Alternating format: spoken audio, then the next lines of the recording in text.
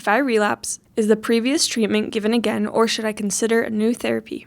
So the question is that if the disease comes back, should I go back to the treatment that worked before, or should I really think about a new treatment? And your general thought would be, hey, something worked before, why not go back and try the same thing again? It worked before, why not now? But depends on how quickly the disease comes back.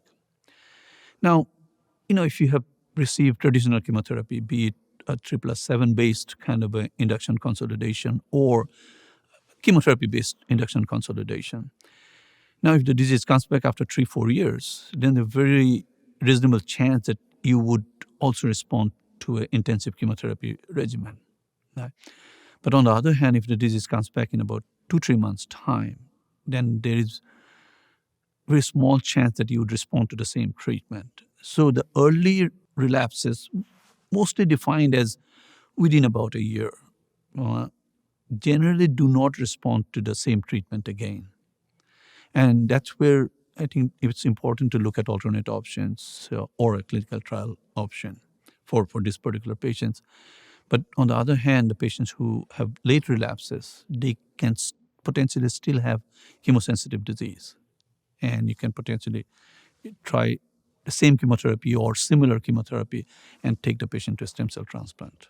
So it all mostly depends on the duration of response. And of course, when the disease comes back, are they acquiring newer mutations? See, some of the mutations, like if you acquire a p53 mutation for that matter, the chances of you responding to chemotherapy is much lower. So possibly an alternate approach, maybe using a hypomethylating agent, would be a better approach than traditional chemotherapy. So it's a nuanced answer, but in a way we're learning more about the disease with the new molecular studies that we do, and we are realizing how the disease evolves, and it's allowing us to also strategize in that way to how to address these questions. Thanks for watching. By creating a HealthTree account, you can get exclusive access to the latest HealthTree University content, track your course progress, take notes, and bookmark lessons. Visit the links in the description below to get started.